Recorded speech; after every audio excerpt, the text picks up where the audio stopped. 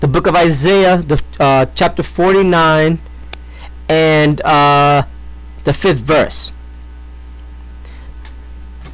Okay, and it says, "And now saith the Lord that formed me from the womb to be his servant, to bring Jacob again to him." Why again? Because Jacob was lost. The lost sheep of the house of Israel. That's right. Why? Because of their sins, and that was due to the curses. The Lord said, if we were disobedient to his commandments, that all these curses shall come upon us. Right? Yep. Deuteronomy 28th chapter 15th verse on down. And it says, "Again to him, though Israel be not gathered," because all Israel right now is not gathered, but they're being gathered. Right. All right. "Yet shall I be glorious in the eyes of the Lord, and my power shall be my strength." Go ahead. And it says, "And he said, it is a light thing that thou shouldest be my servant, to raise up the tribes of Jacob," meaning the 12 tribes of Jacob, "and to restore the preserved of Israel." Right. Who's the preserved of Israel? The 1/3. The elect. The elect. "I will also give thee for a light to the Gentile." This is talking Right.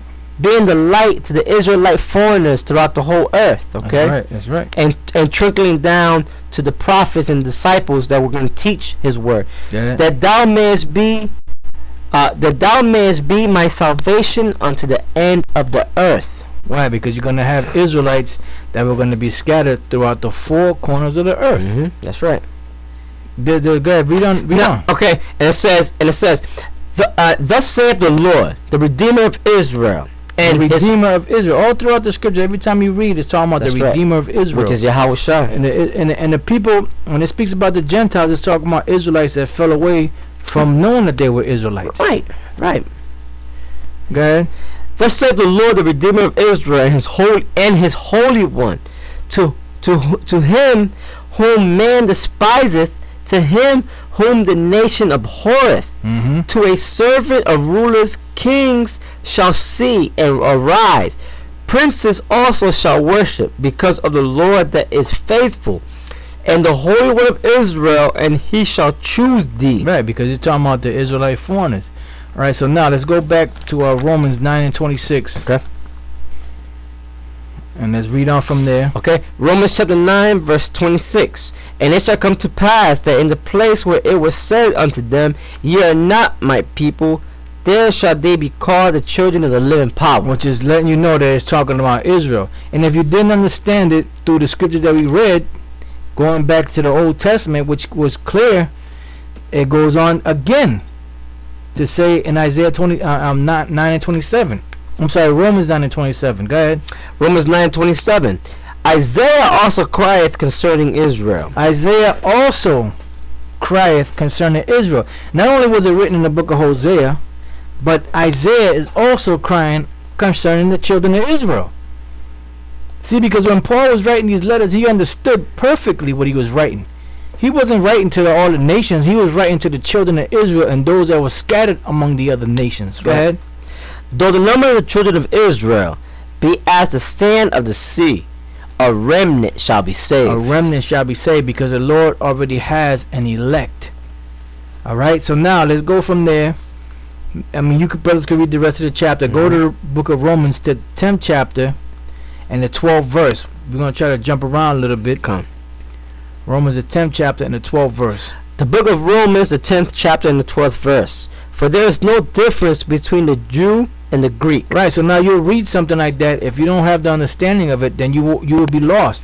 Go to the book of John, the 19th chapter and the 19th verse, so you can get an understanding of what it means by there is no difference between a Jew and a Greek. Go ahead, brother. The book of St. John, chapter 19, verse 19. "And Pilate wrote a title and put it on the cross, and the writing was, Yahweh Shai of Nazareth, the King of the Jews." The King of the Jews. Go ahead. This title then read many of the Jews, for the place where Yahweh Shai was crucified was nigh to the city, and it was written in Hebrew and Greek and Latin. It was written in Hebrew, it was written in Greek, and it was written in Latin. Go ahead. I'm sorry, brother. That's alright. It was written in Hebrew and Greek and in Latin. Go ahead. Then said the chief priests of the Jews to Pilate, right? No. Go back to the 20th verse. Alright, 20th verse again. This title then read many of the Jews, for the place where Yahushua was crucified was nigh to the city, and it was written in Hebrew and Greek and Latin. Right, so it says, this title then read many of the Jews, which are Israelites, for the place where Yahushua was crucified was nigh to the city, and it was written in Hebrew and Greek and in Latin. Why? Because these Jews were speaking those different languages. That's why when you go back to Romans 10 and 12, it says, for there is no difference between the Jew and the Greek. Why? Because they are all Israelites. Go ahead. Back in Romans, right? Romans 10 and 12. Romans 10 and 12. For there is no difference between the Jew and the Greek. For the same Lord over all is rich unto all that call upon him. For whosoever shall call upon the name of the Lord shall be saved. You should be following along right now. Right about now. For whosoever shall call upon the name of the Lord shall be saved. That's talking about the Israelites. Go ahead. How then shall they call on him in whom they have not believed? Go ahead. And how shall they believe in him of whom they have not heard? Go ahead. And how shall they hear without a preacher? You need a teacher to teach you. But be the first principles of the oracles of the Most High. Go ahead. And how shall they preach except they be sent? Go ahead.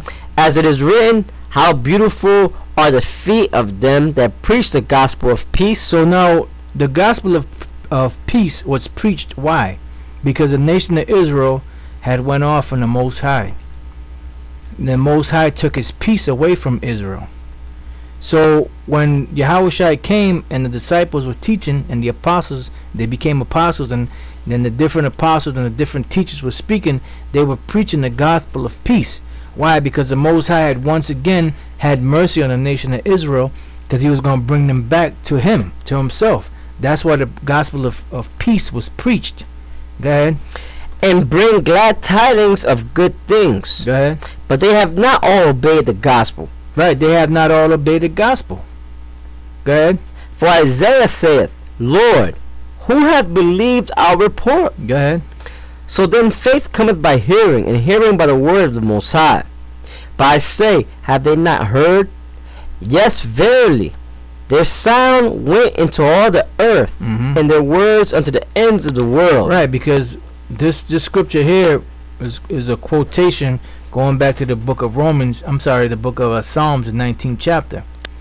And that was a fulfillment of that. A part of a fulfillment of that was during the time when Paul and the disciples, the different disciples and apostles were out there teaching the word. But they had to go physically, at that particular time, even though they still have to go physically now. You see? But now the fulfillment of that is fully fulfilled, because the word of the Lord is going out throughout the four corners of the earth now. You see? So Paul and them went out and they taught Israel. Go ahead. But I say, did not Israel know? See, it keeps mentioning Israel. Didn't Israel know? But I say, did not Israel know? Go ahead. First Moses saith, I will provoke you to jealousy by them that are no people. Right, and we just read in the book of Hosea, the first chapter, that the Most High said that we are not a people. Right, that we were not going to be a people. Right, that's right. That's talking about the nation of Israel. So it says, first Moses saith, I will provoke you to jealousy by them that are no people. And we can go back to that, but we don't have to. Go ahead. And by a foolish nation I will anger you. And by a foolish nation I will anger you. So now stop there, and let's go from there to the book of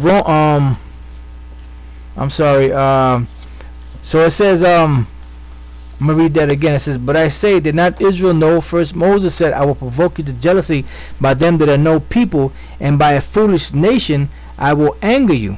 Matter of fact, you know what? Let's go to that point. No, let's go back to Deuteronomy, the 32nd chapter, and the 15th verse. I was going to skip that, but, I guess the Spirit wants that to come out. So, Deuteronomy, the 32nd chapter, and the 15th verse. And it makes it clear who it's talking to. Come. Deuteronomy chapter 32, verse 15. But Jeshurun waxed fat, and kicked. That's talking. Jeshurun is talking about Israel. The word Jeshurun means Yashawan, which means the first. Go ahead. Thou art waxen fat, thou art grown thick, thou art covered with fatness. Then he forsook the Most High, which made him, and lightly esteemed the rock of his salvation. So when Israel got all the goodness of the land of Israel that the Most High kicked the other nations out of, then they just kicked back and just forgot about the Most High. Go ahead. They provoked him to jealousy with strange gods. They provoked him to jealousy with strange gods. What are the strange gods that they provoked him to jealousy with? Going back to the gods of Egypt, which they knew because they was worshiping those gods back then. All right, they're worshiping them now. That's right, they're worshiping them right now. Go ahead. With abominations provoked they him to anger. Go ahead. They sacrificed unto devils. They sacrificed unto devils.